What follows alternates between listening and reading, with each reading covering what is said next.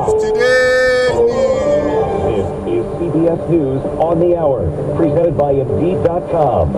I'm Steve Cajun. The government says there have been thousands of deportations since the Title 42 policy expired last week, and a feared surge of people at the southern border has not taken place.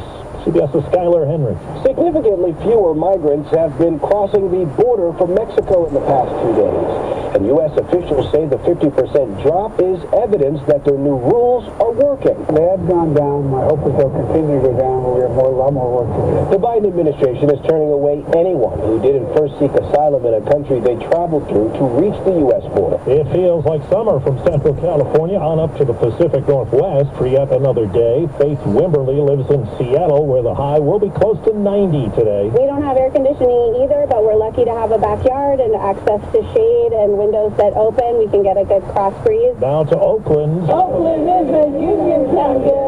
The strike by teachers there lasted just over a week. Now there's word of a tentative deal that will increase salaries by 15%. In Washington, House Speaker Kevin McCarthy said today they're still far apart in debt ceiling talks.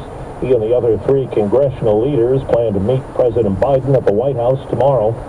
The TSA is testing the use of facial recognition technology at some of the nation's airports, as we hear from CBS's Cammie McCormick. Facial recognition technology has come under scrutiny in the past, but it's now being tested in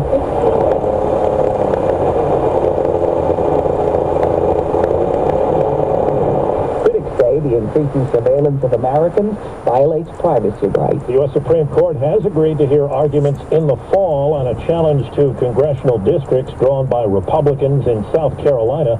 A decision is expected before the fall election in 2024.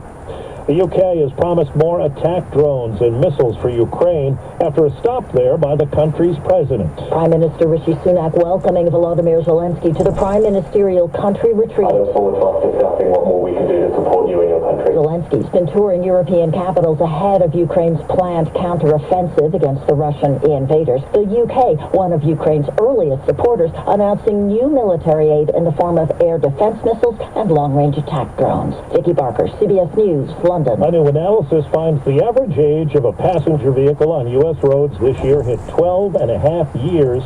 High prices and higher loan rates have more people hanging on to the vehicle they currently have. Checking Wall Street right now, the Dow is up 44 points. The NASDAQ is 50 points higher. This is CBS News. Well, that's today's news. Today's news. I didn't hear any good news, did you? I guess it's all about perspective. The glass is half full.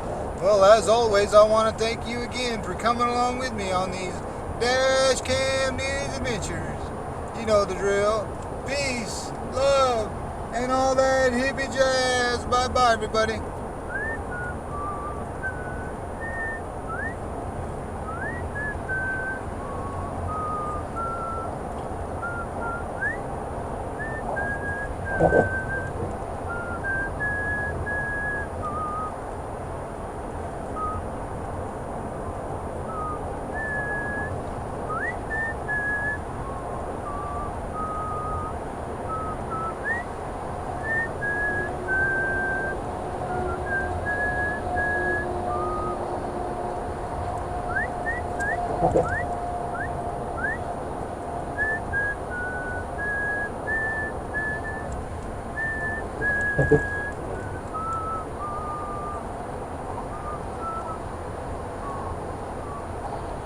Okay.